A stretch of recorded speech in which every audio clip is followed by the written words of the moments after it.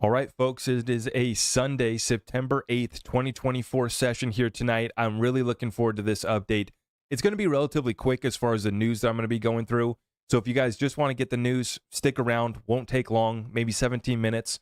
And then we should be able to go into a Q&A session, a hangout session. I got my adult beverage next to me. I'm ready to rock and roll. I hope you guys are as well. I'm very interested. I haven't even seen the markets. Obviously, spending Sunday with the family, Sunday fun day. Back in the office here, late night, back to work. And we're going to take a look at the markets together after I go through my update. We'll go through the markets, and then we'll get into a Q&A session. Real quick, I just want to make everybody aware, I did list off some of our community resources in the description of my video. So now you don't even have to go to my website. If you know what you want, whether it's a exchange, a wallet, you want to buy precious metals, whether you want to sign up a one-on-one call, it's listed there in the description of all my videos, so you can go directly through it. You don't got to sift through my website if you know exactly where you want to go. Otherwise, you guys know the deal. Everything's at zachrector.com. I couldn't be doing this without your guys' support. That's why you guys mean the world to me, and you guys are the ones that keep me motivated to keep showing up here on a Sunday night live session, late night. Let's rock and roll. So much to cover, but we're going to go through it rather quickly, then get into Q&A. It's going to be a fun session. Tell your friends and family to stop on by. Getting started here, let's get right on into the data, folks. The biggest story in the world right now is China. Everything else is secondary. This is a statement here from Spencer Hakamian. It says the last time China was deflating this hard, it was 3% of global GDP. Now it is 20% of global GDP, undeniably having effects worldwide and cannot be ignored or discounted. Could one describe them or call them ripple effects worldwide? Now, we've been talking about this. Remember when everybody said that Evergrande was a nothing burger? We got made fun of for that one, didn't we? Just like so many of these crazy lunatic whack job conspiracy theories that end up turning out to be fact. And since we mentioned it right off the get-go, I better show my red folder. And we better acknowledge that in John Deaton's most recent interview, he talked about the regulatory capture of the SEC. I digress, but I'm excited to get to it, folks, because we are in this fight. We are directly over the target, and the data is starting to reflect it. The data is terrible. I'm going to show you a couple more data points. It's terrible. It's so bad. But how could we be excited? How could we still be in the fight, showing up every single day? Because we know we got our enemy on their back feet, right? We know we got the enemy backed into a corner. And we know their only way out is inflation pumping our assets. That's why we continue to stack the assets, build real businesses, keep the cash flow coming in so that we're prepared to take our family through this storm. Continuing with the economic data, this is what I'm talking about. Taking our family through this storm. This is the storm I'm talking about. It's not just in China. And that was an important data point to start off the night here. A lot of folks, really overlooking this. I made a joke about them making fun of us for Evergrande. It's much bigger than Evergrande. Look at Country Garden, right? These are and it wasn't just property. This is a total deflation when you look at this. China's economy-wide prices in longest decline since 1999. This is their GDP deflator. These countries are now facing deflation, believe it or not. That's how slow their economies are now grinding to a halt. Now, in the United States, QE Infinity says, I'll just leave this here as a reminder that de-inversion or uninversion has preceded every recession, every single time, going back. The last time was 1965, and as Lynette Zhang reminded us in the interview last week, there was actually a run on the dollar in 1965. But I like to look at the data personally. I like to look at the data in regards to the currency crisis from the 1971 point when Nixon took us off the gold standard. For me, that is relative to the most recent reset, right? So where have we gone? Where are we at right now since our last reset of the currency? That's why I go back to 1971. You can look at 1929, and there's a lot of data points that take us back to 1929 or before 1971. But in the current era of the US dollar since the last reset, you go back to 1971 and you go back to the yield curve. We've had the longest inversion ever, and now it's started to uninvert. And this has preceded a recession every single time. Amy Nixon, Texas runner, Dallas Fort Worth on X, adding a little bit more data here to look at. The JOLTS data total non-farm job openings in red versus the S&P 500. Interesting little chart right here. In 25 years, we've never had an increasing stock market without corresponding job growth. Note the divergence, the huge divergence since 2023. This market is a circus What do we call people who wish to participate in a circus? Now, I'm going to show you guys this chart right here. There you go. And you can see you have the JOLTS, the jobs, non-farm payrolls falling off, while you have the S&P 500 going in setting a double top formation all-time high. All-time high, but a double top bearish formation. What do you think happens next? 25 years that we've had a correlation there to track. And I'm glad that she brought up this data point because it vindicates those in the community, very few, like myself, that have been talking about us being in a recession or depressed growth since 2022, when we hit the official 2 quarters of negative GDP growth in the first half of 2022. It was politically incorrect to call it a recession, so we didn't do that. But since that point, I've seen a slowdown in the Main Street economy, and the divergence has led to the stock market continuing up, which really has deceived a lot of people, because they're saying, how can you say we're at, in a recession? How can you say that we have depressed growth when the S&P 500 is still climbing, when Nvidia is still climbing, when my 401k is still climbing, and their real estate was still climbing too? Now it's starting to roll over. And this is why it's so important for us to prepare ourselves, our families, our investments, along with friends and loved ones that will get tapped in with us, because the shift is here. And if you haven't already been making your moves, you're behind. Now, there's a possibility that you could be completely left behind. If you're here on my channel, there's a good chance that you're still in the game and that you still have a chance. You've probably hopped on board the train. You're just trying to get some more family. You're just trying to get some more resources on board the train before we pick up and we head on into that new financial system, post-reset, revaluation, restructure, and hopefully a return to a constitutional republic government in the United States of America. Now, we continue on here. I want to show you guys, this is why I'm saying if you haven't been making your moves, you're already probably falling behind. The U.S. personal savings rates has dropped to 2.9% in July, its lowest print in 2 years. Savings as a percentage of disposable personal income are at its second lowest level since the 2008 Great Financial Crisis. Now the savings rate has declined for 14 consecutive months. So are we heading in the right direction or the wrong direction? Is this what we call a soft landing? The savings rate has declined for 14 consecutive months. To put this into perspective, savings rates averaged about 6% in the 2009 to 2019 period and about 11% in the 1980s. On top of high inflation, wage growth has stalled, which has led to record usage of credit cards and low savings rates. Consumers feel like we are in a recession. And those same consumers that have built up the largest amount of credit card debt ever are also paying the highest credit card interest rates ever. This is a rug pull of Main Street. This is our economy getting squeezed out, all done by design. And once again, it's Main Street and the poor, the middle class and poor, that get sacrificed, while the elites are continuing to hoard assets, and their assets continue to appreciate through the inflation that we are now seeing. That's much more than the 3% that they try to spoon feed us with their CPI lie, which is going to be one of the economic data points that we're looking forward to this week when we get more economic data coming up this week. Last week it was jobs. Jobs were terrible. And this week it's going to be inflation.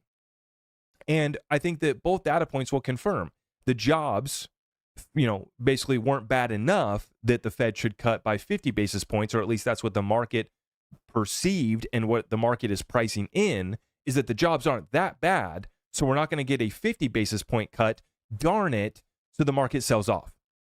We're only going to get a 25 basis point. And I think that the inflation will come back in, it'll be mild, maybe it'll have ticked down, maybe it'll still be trending back and it'll still be growing, but it won't be growing enough that it'll justify a 50 basis point. So it'll be another data point that confirms a 25 basis point cut. And if you guys understand what's taking place, the 25 basis point cut in September ain't going to do a thing for anybody. In fact, when we saw this in 2007, September 18, 2007, guess what? They started an interest rate cutting cycle. The S&P 500 fell by 57% over the next 360 days. That's where we're at in this cycle. What's interesting, what's different this time around is that we're on the brink of a civil war. We're in the middle of a World War III.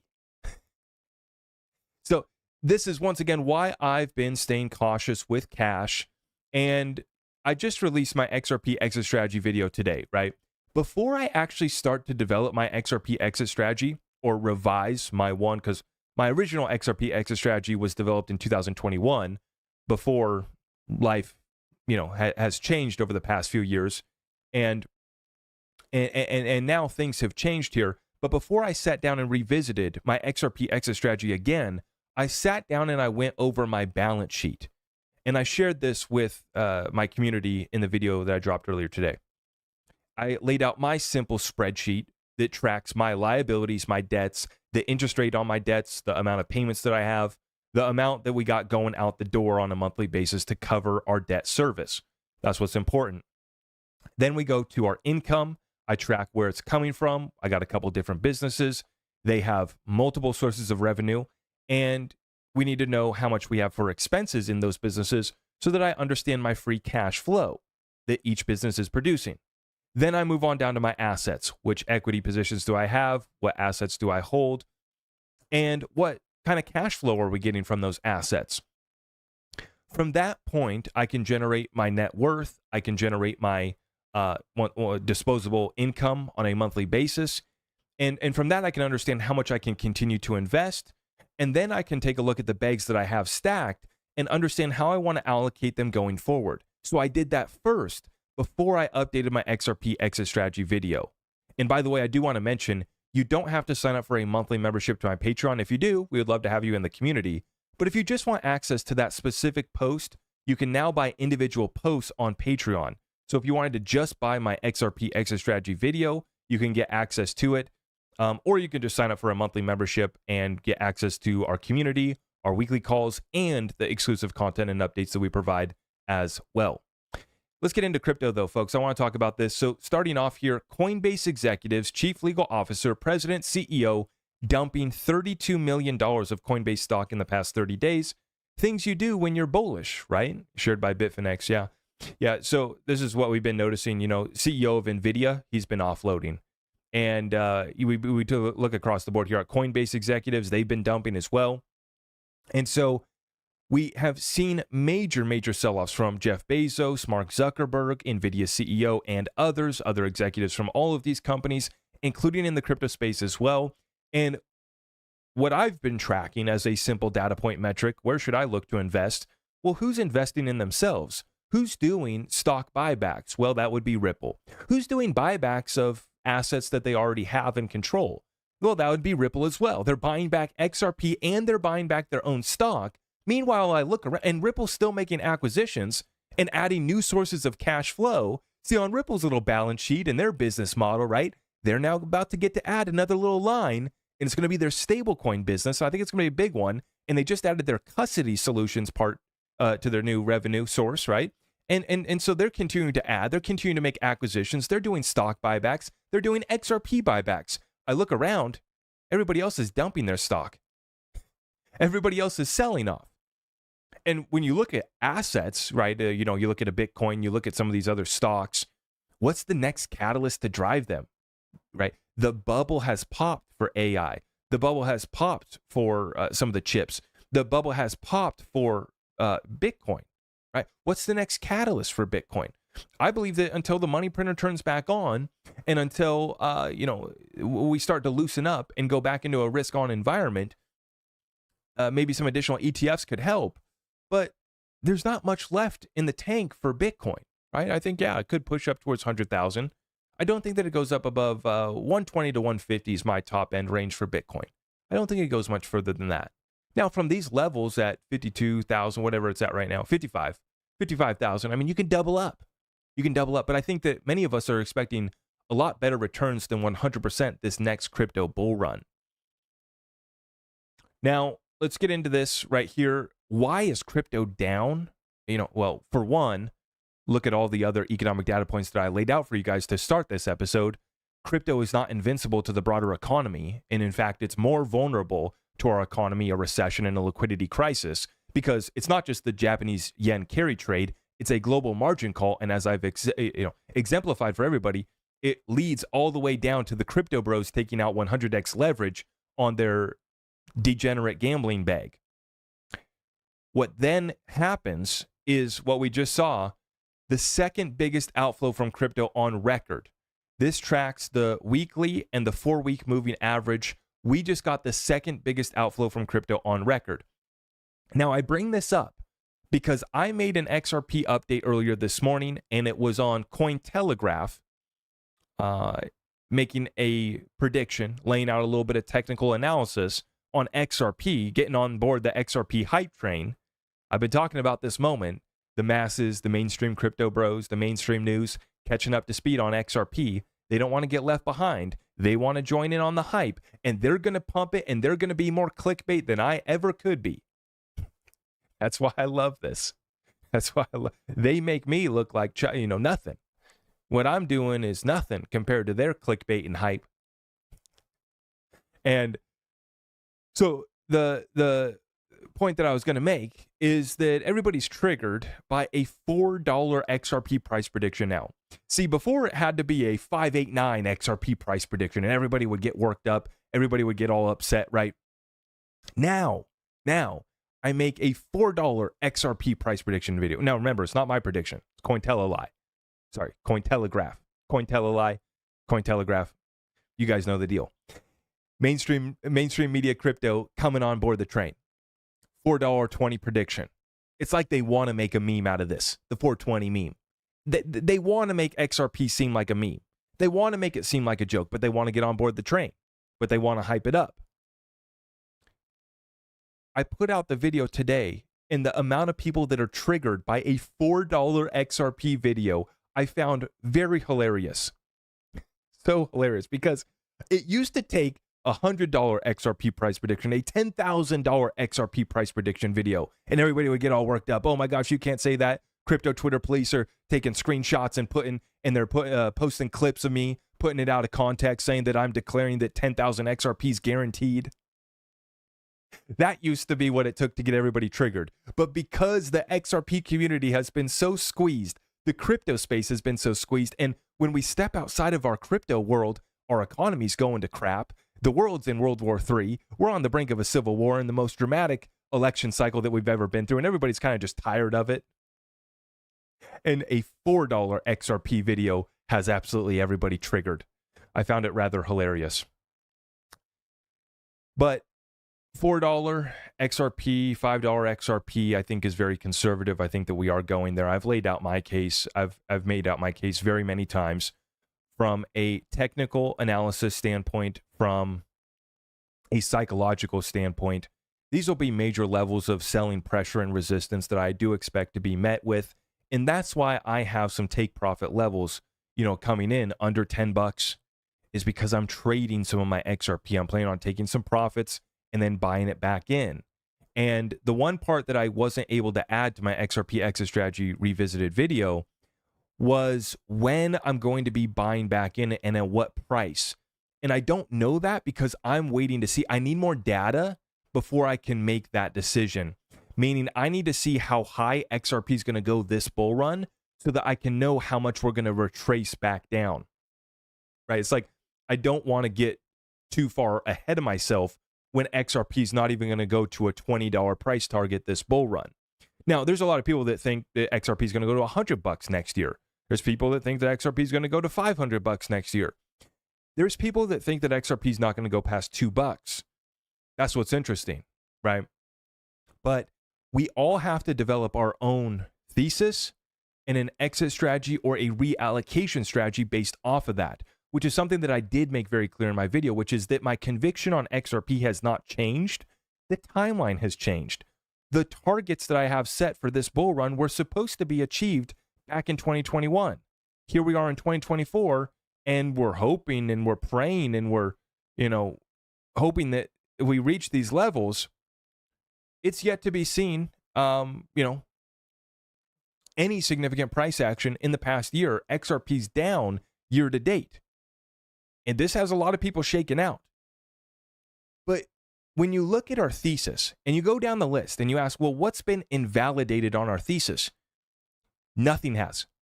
That's the crazy part about this XRP investment story, is that nothing on our thesis has been invalidated.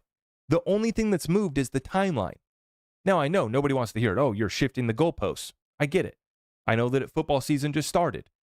And I appreciate you guys for being here, because you could be watching football. You're here watching me. And I guess, 8 o'clock I guess Sunday Night Football is probably wrapping up. So I appreciate you guys for taking the time.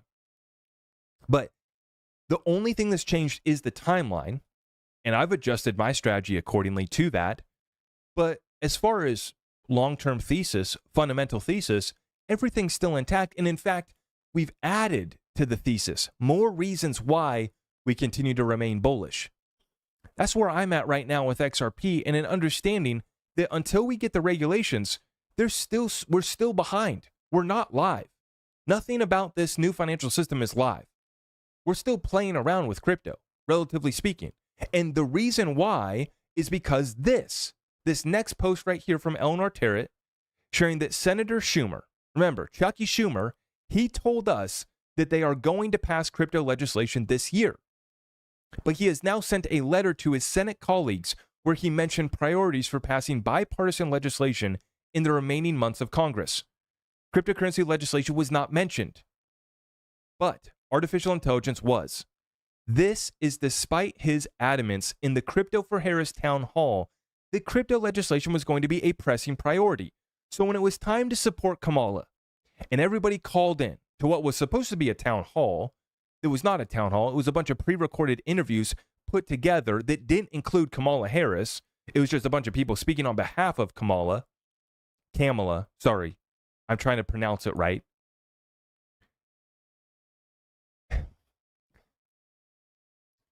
Chucky Schumer shows up and he says that legislation will pass this year, but now when it comes out to the agenda and the priorities for the rest of the year, no mention of crypto. So once again, political pandering, and we've been seeing a lot of that this cycle, aren't we? Aren't you just sick of it? And I'm sick of the games from Chucky Schumer. And it's not just, he's got a D in front of his name. That's irrelevant to me. It's the policies and the actions that have been performed by these representatives while they've been in office.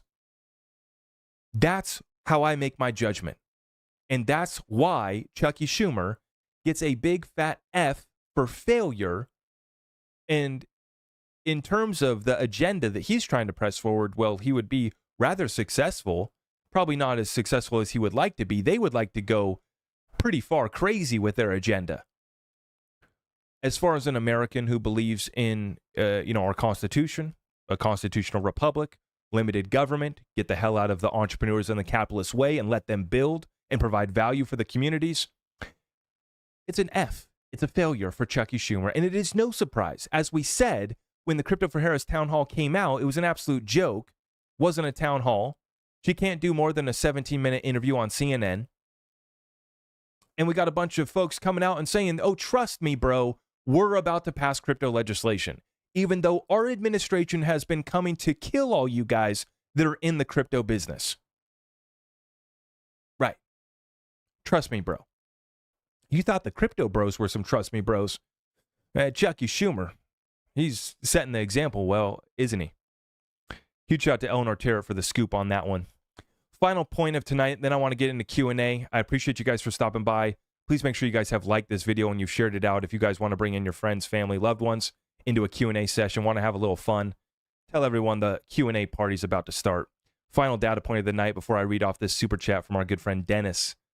Republicans should attach it to the CR along with the SAVE Act to block illegals voting. Deaton should mention it. Dennis, that's the thing, is that we know that they have real power. They have tools on their tool belt to actually get something done. They need to step up, and it shouldn't be just Republicans either, right? We talk about so many of these issues that are actually should be bipartisan. It's just American, right? Like I said, free market principles, capitalism. Shouldn't be controversial, shouldn't be political. It's just a program that works, and it's proven. Dennis dropped another 2 spot as well. Trusted source says Fed to NQT and start QE. Well, Dennis, when you look at their balance sheet, that's what we're starting to see. We've seen a rollover, and we're about to see expansion. Absolutely. I appreciate the super chats here tonight, guys. If you guys want to make sure that your question gets seen, it is easy. You can throw me $1, throw me $2. The questions do get coming in hot and heavy once we get started, but I appreciate all of your guys' support. Final data point of the night. I wanted to talk about this one. This is so massive. Now, I wasn't going to make the video titling Ripple flips the switch in Japan, but Ripple just flipped the switch in Japan. I didn't want to clickbait anybody or offend anybody, but they just flipped the switch in Japan. Most people don't realize this. And because folks see price going down, they don't understand what just happened. They're so focused on that they missed what just happened on a fundamental basis, which is Ripple just got activated to a whole new level in Japan. And as Brad mentions in this video, they're about to be going live with Japanese yen stablecoins. You will hear him in this video talk about how people are already working to get licenses in Japan. Japan passed legislation last year, unlike us in the United States waiting around for Chuck Schumer and the DC dance to get some legislation done. Japan got it done last year, and they should have gotten it done sooner because they really have a crisis on hand, and they really need to deploy stablecoins to help save the Japanese yen. And yes, I do think that this could be tied back in to the Japanese yen currency crisis and liquidity crisis being solved by XRP and stablecoins. Yes, I do believe that that's going to happen. But you will listen to him mention in this interview, Japan passed legislation last year. There are banks and firms and institutions that are working through the process of getting their licenses right now. And then in the next portion, he mentions that they have partnered up with SBI. Now, I'm connecting the dots, and I'm thinking the SBI, as I've predicted now for a while, SBI is going to be chosen to deploy the Japanese yen stablecoin issued on the XRP ledger. And if they don't get it, it's going to be because they've agreed that Ripple is going to deploy it themselves. And the potential here is amazing for Ripple to deploy multiple stablecoins. I hope, for Ripple's sake and our sake, that Ripple deploys these stablecoins. But either way, it's going to be bullish for XRP, but it's even more bullish for Ripple if Ripple launches RL Euro, RL Yen, RL Yuan. You get the point. RL Rubles. I don't think that they're going to do the Russian stablecoin, but hey, that would be interesting, wouldn't it? It would be interesting if they help BRICS launch a stablecoin, wouldn't it? Oh, that's going too far, isn't it? We better stop right there. BRICS isn't going to use XRP, right? Oh, wait. XRP's already be used in many BRICS nations as we speak. That's right. Now, I digress. Let's listen in here on Brad Garlinghouse, and you guys can read between the lines and connect the dots here on where this is going. Very exciting stuff here. As compared to the United States, which has really been behind, certainly Japan and the UK and behind Switzerland. So a lot of countries are leading, and Japan has been in many ways one. That's not to say they haven't been conservative about the regulation, but I think that can be really healthy. As long as there's clear rules of the road, entrepreneurs will work within them. So if you're imagining a stablecoin in Japan, what's the time frame? Well, I think right now Ripple in particular is focused on let's get live with the US dollar stablecoin. Okay. But I think there will be, people will want to hold yen stablecoins, and I think that's only a matter of time. And I think the regulators here in Japan, again, about a year ago, passed some legislation around that, and there's some companies going through the licensing process right now to get live. A lot of the companies that are involved in this space in Japan are larger corporations. Is that sort of a concern, not having the smaller, innovative guys take the lead? Well, I think what you're seeing is some of the bigger guys partnering with the smaller innovative companies. Ripple, way back in 2016, partnered with SBI, one of the largest and most successful banking conglomerates here, and really across a lot of financial services here in Japan. And that's been a really successful partnership for us and for them.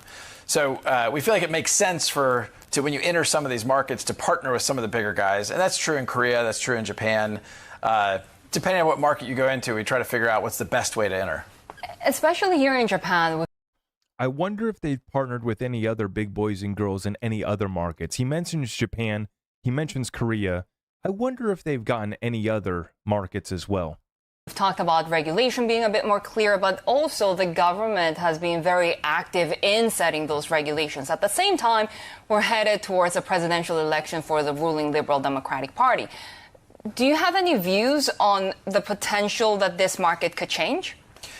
Well, actually, while I've been here in Japan, I've met with regulators, I've met with the FSA, I've met with elected representatives, and what I've heard consistently is a desire to lean into these technologies. I think the environment here from a macro point of view has been very pro-innovation. And this helps create job growth. It helps, even getting the economy kind of jump-started. And what has been a little bit deflationary, I think some of these assets can actually be used to address that and provide some balance in how pricing across different jurisdictions occurs. You're even encouraged as an outsider because some of these markets in Asia can tend to be very insular. Yeah, I think historically that's been my impression. I will tell you, I have felt incredibly warm welcomes across the board. With the FSA, with elected representatives, they want to see technologies like this embraced and adopted, whether it's crypto and blockchain or AI. That's a consistent message I heard in all of my meetings over the last day or two. Does that really contrast to what you're feeling in the U.S.? You bet it does. You bet it's a big difference from where we're at in the U.S. Dennis, I see you dropping another super chat. We know Standard Custody has the New York DFS license for the trust company, which is a institution which doesn't lend out against your deposits like a bank does, eliminating or reducing, which reduces your counterparty risk, which is exactly the issue at hand in this global margin call. Folks ask me, what am I doing? I'm stacking utility with no counterparty risk that's in limited supply. That's XRP, that's silver. And yes, it is cash because the utility that's provided from cash is liquidity, instant liquidity. Once again, I know that I'm taking a loss on my cash holdings, but I want to be ready to deploy. Now, what I want to get into with you guys here for the rest of the night here is a Q&A session. But in summary, what you guys just listened to with Brad Garlinghouse is how they've been activated in the markets where the regulators have already set the rules. Ripple gets to come in as the new kid on the block, and they get to work with these institutions that are some of the biggest ones and the most successful ones in these countries. Never forget, CEO of SBI, Yoshitaka Kitao, simply stated that every bank in Japan was going to use XRP by 2025. It doesn't get more clear than that. It doesn't get more bold as far as a prediction than that. And do the CEOs of these institutions just come out and say things willy-nilly? I mean, if it's the Van Eck CEO talking about $50 million Bitcoin, then yeah, I guess it is. If it's the CEO of MicroStrategy, Michael Saylor, talking about $1 billion Bitcoin, I guess it is. But many of them, especially in Japan, are much more reserved in making predictions like Brad Garlinghouse is. Now, Brad predicted $5 trillion for this year. For us to grow, to $5 trillion this year, we got a ways to go. And in that room, right, between where our market cap sits today in a $5 trillion market cap by the end of this year, XRP is going to partake in a little bit of that action, right? You see the fundamentals, you see the success outside the United States. Now we're finally going live, which is what's so interesting is that they're actually launching RLUSD before they even have, crypto legislation, broadly speaking, in the United States. But what does Ripple have? Well, they have that New York Trust license by the New York DFS, Department of Financial Services there in New York, which is one of the most important licenses they could get in this country from any state. New York's one of the most difficult. So to get the New York Trust license is a massive deal. And, this sets up Ripple, right? They're launching this before anybody else has established themselves with a trust company for their holdings of the collateral. Yes, Circle's ahead. Yes, Tether's ahead. We don't really even know what reserves Tether has. That's a whole other story and discussion. As far as what Circle has, we know that they have some reserves. They've been proving their attestations on a monthly basis. But we also saw them get exposed to Silvergate. $3 billion of their collateral was at Silvergate. When that bank collapsed, well, they, depegged. And you started to see what counterparty risk is all about in a USDC stable coin. When it comes to Ripple, they have a unique competitive advantage from the standpoint of having that trust company to hold the collateral. So there's no cost of holding the collateral. They already have the business there to do so. And then the wild card that nobody else has, Circle doesn't have, Tether doesn't have, nobody else has, is a balance sheet of $20 billion worth of XRP. That's also what Ripple has, right? Anything that Ripple does is backed by their XRP, and that's a powerful asset.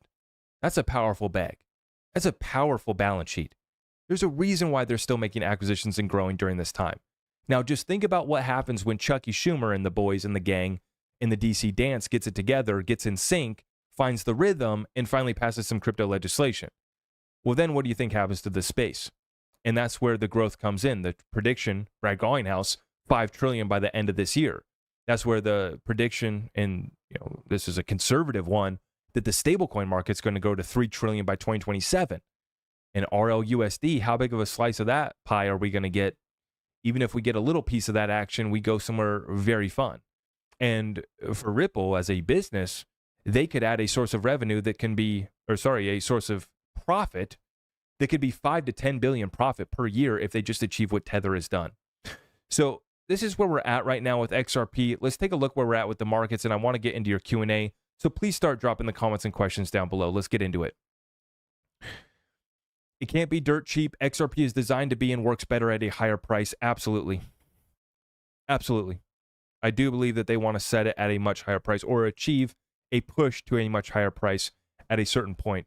Here's your Bitcoin chart. Right now, we are looking at Bitcoin at 55,000, just below 55,000 right now.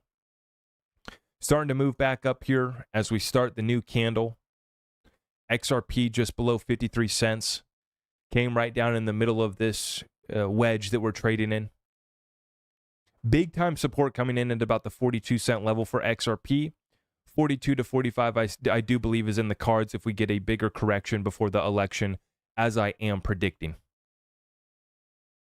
But my XRP bags are packed and ready to go. Retail won't move price. Good points. Retail can move price, but it's very limited, Johnny. Absolutely, 100%. To see the gains that we want to see for XRP, we need institutions, and it doesn't need to just be Ripple. That's what's important to understand here, is that we can start to see some bigger institutions start to run validators, start to join the network, start to invest in XRP without having anything to do with Ripple. Great example of that is Franklin Templeton, right? They're an institution, trillion-dollar asset manager that has launched tokenized treasuries on Stellar, but they've also launched and they're doing development, running validators on over 30 different blockchains. I don't know why they haven't showed up to XRP Ledger yet, but I assume that they will eventually. Them and many other. I always blush and feel famous for a minute when Zach reads my comment. I appreciate that, Ryan. I'm glad that I could give you a moment. Yep. Reading comments, questions right now. Keep on dropping them. If you guys haven't already, please make sure you guys like this video too if you appreciate what we're doing. Action takes us to 589. I know a lot of folks are here for the 589. Peaky says, glad to hear that. I don't know what we were talking about, but I'm glad that you're glad, Peaky. Good to see you, brother. Stu in the chat. Scotty. Jaden, good to see you guys. Jordan, Quentin, thank you for stopping by, everybody. Atlantic Living, Zach, do you believe Larson's signing endorsement of Harris is long-term detrimental or a nothing burger? I think it's bullish. I think it's a great hedge. It's unfortunate that we got to do deals with the devil. And I say that kind of tongue-in-cheek because I would never sell my soul. You guys know that about me. But when it comes to Ripple, I think that they've done a good job of remaining neutral.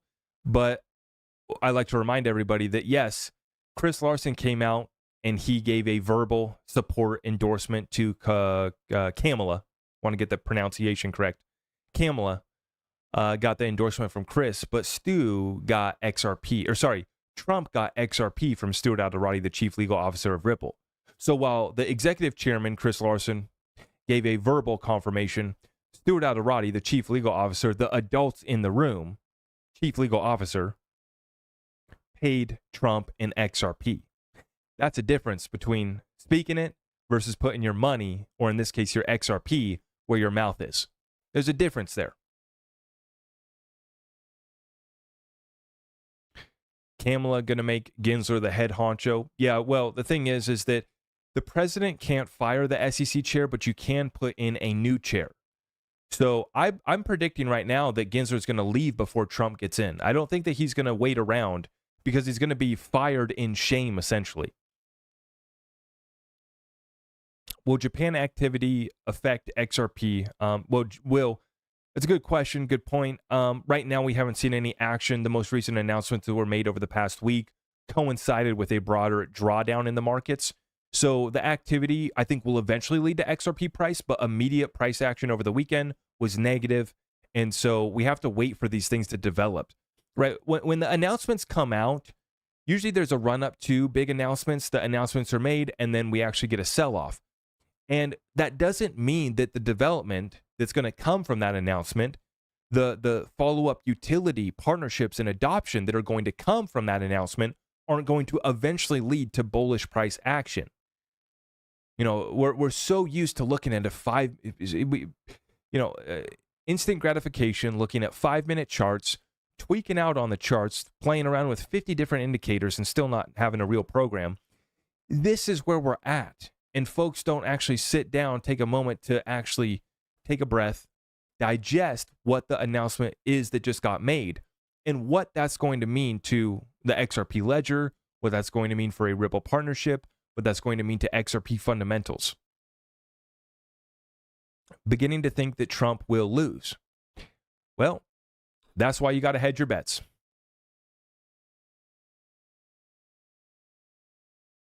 Kamala. Everybody comments Kamala. I say Kamala. I'm trying. But I was going to make a joke about that. Well, no, I'm going to stop because I don't want to get in trouble. But I'm going to make a next Discord call off the record. I'm going to make my joke. I got a joke waiting and lined up for that one. But I can't speak on it here on the record.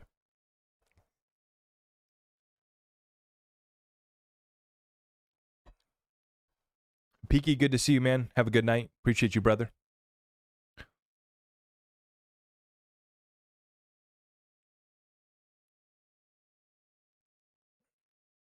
Article on Binance, Kamala fires Gary. XRP show and error, I appreciate you. Is that real? Is that real? Is that what she's going to do to try to get us to trust her? Trust me, bro, I'm going to fire Gary Gensler.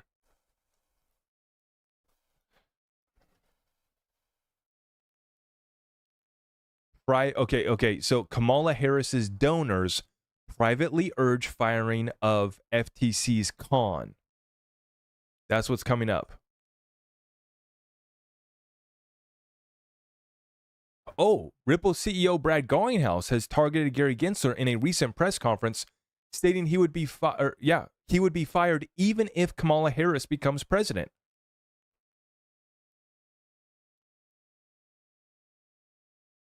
Why? Okay, this is a real article on Binance. I found it. Binance right here, guys. Check this out. Gary Gensler fired from SEC by Kamala Harris. Is Bitcoin poised for a breakout?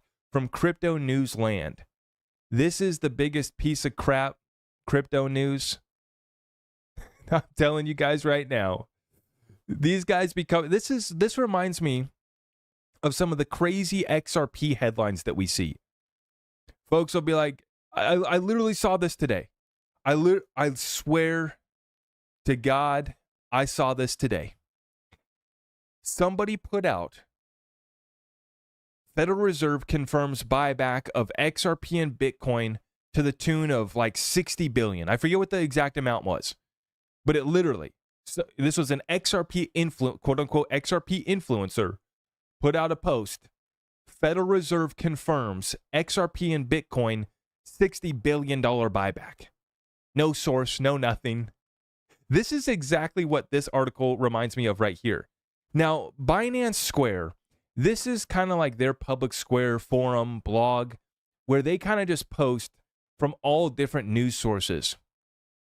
This is the type of trash crypto news that makes our space look like a joke. I can't believe that they ran with this. Now, oh wait. We have a Twitter post here as the source. Let's look this up here. Let's see what our source is. This is the source. Capo MetaDAO. #1 fastest crypto journalist on X. Affiliated with Bark Media and Dog. What is this? I don't even know, man. This is just crap. This is so funny, though. Big breaking. Siren. I like to use the siren emojis. Kamala Harris just fired Gary Gensler from the SEC. Very massive for #Bitcoin. So, of course, it's a Bitcoin bro, fake news crypto journalist that is the source, okay, for this article right here. Gary Gensler fired from the SEC by Kamala Harris. Is Bitcoin poised for a breakout? I'm sure they show some other crap down later in this post. It's the same old song and dance from these crypto news outlets. They have no shame. They absolutely have no shame. Stu, you got to love the crypto BS. Isn't it hilarious? That's as bad as, I'm not going to say the name, but 327,000 XRP price prediction. Yep. See, I like it when Cointelegraph comes out and shares some XRP TA that takes us to 420. I think that that's funny. I think that that's great. And I think that that type of attention is good. I think that it's a net positive for us. When somebody comes out and says that the Federal Reserve just confirmed that they're going to buy back XRP and Bitcoin, 60 billion of it, that doesn't make us look good. Okay. I don't think that that's a net positive for our community or for the token. Missy, I see you. I see you with the dancing emoji and the wine. I hope you're enjoying your adult beverage. I'm assuming it's probably a nice glass of wine. You know, I got my cheap light beer because XRP's still at 53 cents. So cheap light beer it is.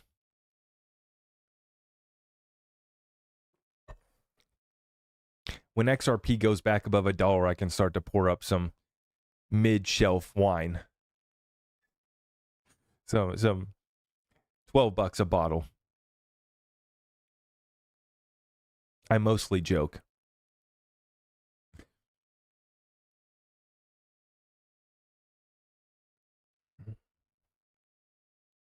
Thank you for the cowboy hat, Chris.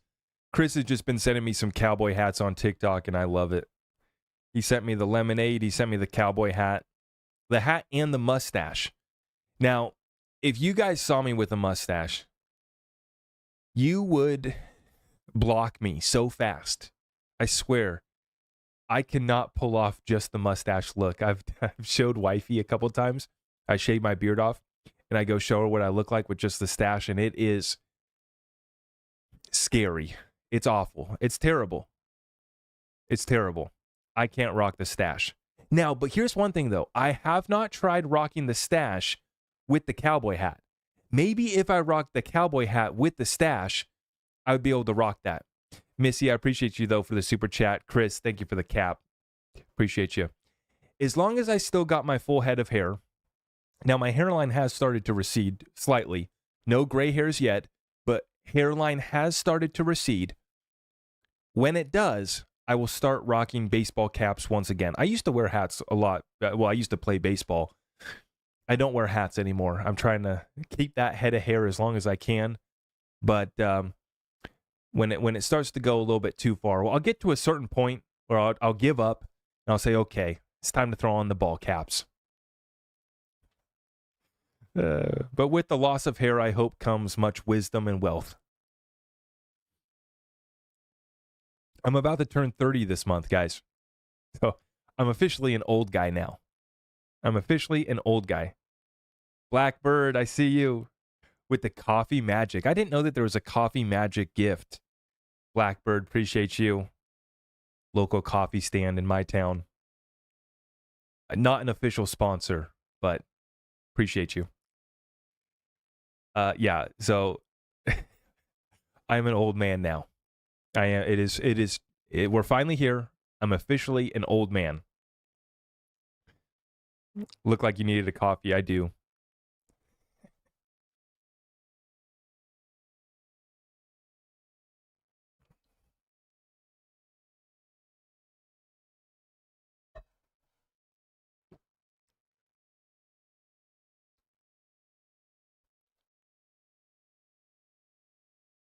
Any other comments, questions?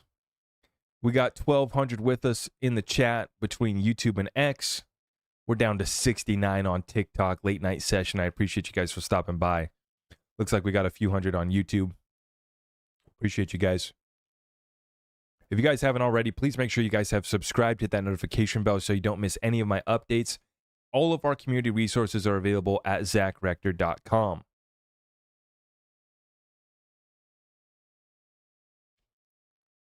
And Jay says, welcome to the club. Welcome to the club. DH says, man, I wish I was 50 again.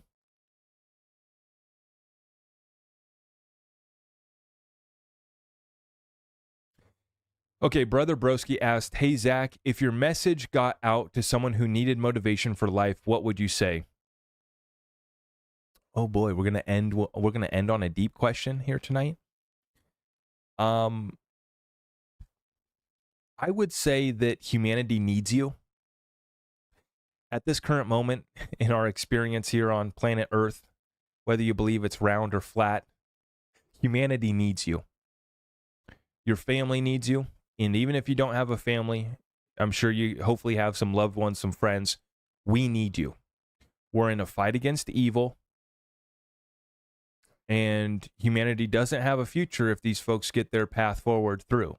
If they get their plan forward through, it's a matter of a haves and a have-nots world, where we're going to have two-tier society.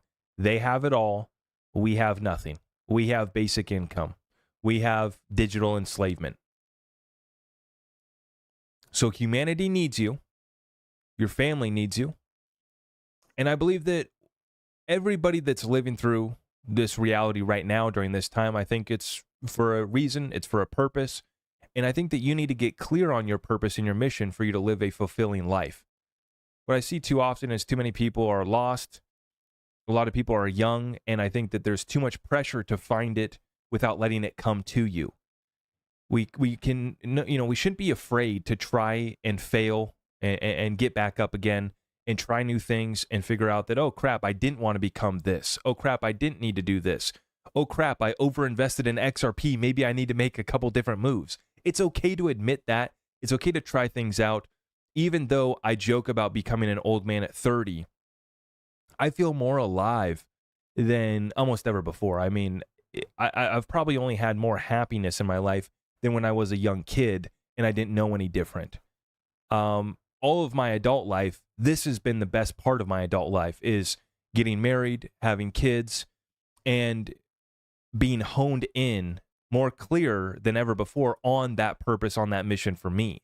And I would wish that upon everybody, because I was able to achieve this by getting to a spot where I love what I do on a daily basis. I love both my businesses. I love my family. I love this community that I'm building out. And I don't feel like I'm working on a daily basis. I joke about wifey having to drag me away from work. That's actually true. But that's because I love what I'm doing. And when I do step away from the work that I love, I just spend time with family. And so I've gotten to a really good place in life. I would wish this for everybody. And as I turn 30 years old, the only thing that I want for my birthday is health for my family and health for me. That's what I'm going to give myself turning 30. My plan is to start getting that pump again, start, working out a little bit more. I'm not working in the field anymore in my landscape business. And so I don't want to get too much of a dad. I got a nice dad bod right now. It's nicely in check, but I don't want to let it get out of control. And most importantly, when I speak of I want health for my family and I want health for me, it's not just a matter of, I'm going to go catch a little pump. It's a matter of eating right, getting good sleep, drinking clean water, breathing fresh air. We do have a little bit of smoke, wildfire smoke, coming into the Pacific Northwest right now. But we've had a great summer here. I love where I live. I love what I'm building out, and I love what I do on a daily basis. And so for anybody that's looking for motivation, I hope that you can find some inspiration from me. At the end of the day, you got to find your why for what's going to push you forward on a daily basis.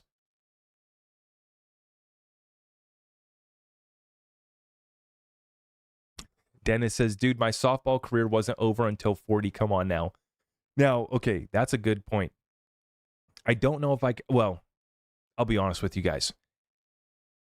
I would have to work out and work at it and stretch. Most importantly, probably stretch, because I don't stretch anymore. For a couple months before I could probably dunk again. I used to be able to dunk a basketball. I used to be able to throw down pretty good. Not anything crazy, but I used to be able to get up and throw it down pretty good. I'm 6'3", a little over 6'3", and used to be able to do it. Now, I know I can't. I know I cannot get up. I thought that I could. I forget, last year or something, I was on a court. I thought I could. One of my buddies was getting married. That was the last time I played basketball. Was one of my buddies was having a bachelor party. And of course, what did me and the boys do? We played a bunch of cornhole. We played a bunch of basketball. And we played some other stuff. But very competitive. And I about hurt myself playing basketball because I was trying to ball like I used to back in the day. And I was not. I think I did get one dunk down, actually. Now that I think about it, I did get one Walmart dunk. Kind of a weak one, but technically I got one in. But it ain't the same. It ain't like it used to be. But that's all I'm focused on. The last few years I've been so focused on money, hustle, build wealth, that I've really built the infrastructure for that, and I'm heading in that right direction. But now it's just like, hey, find some time to work out for 20, 30 minutes a day, or, 5 days a week. I'm not going to do anything crazy. I'm not going to be a health nut. I'm not. I know I'm not, right? But thank God for wifey. She feeds me good stuff and helps put good food in our house, good organics, good products.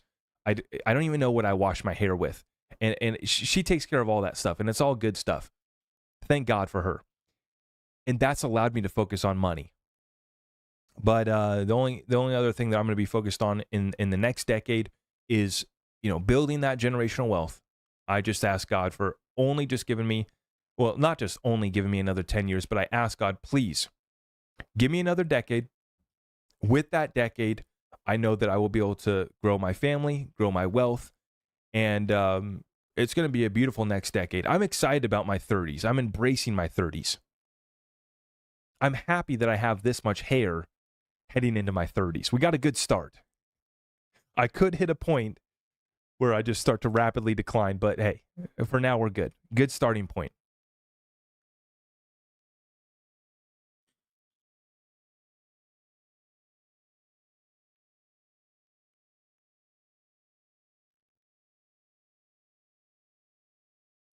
He washes with avocado.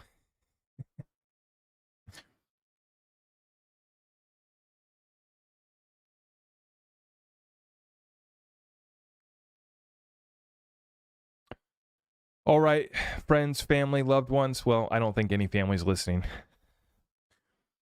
Appreciate you guys. I consider some of you guys family, though. I really do. It's been an absolute pleasure tonight. Everything is at zachrector.com, all of our community resources. I got some more content that's going to be coming out this week. We got CPI lie, inflation data coming out this week. I'm interested to see how the markets open up this Monday, so make sure you guys check out the Monday market update. Going to be another interesting one. And if you guys are looking to get my updated XRP exit strategy, as I mentioned earlier, that did just drop. That's exclusive for my Patreon Discord community. I'm not sharing that publicly. I don't need everybody to be looking at, when's Zach going to be selling?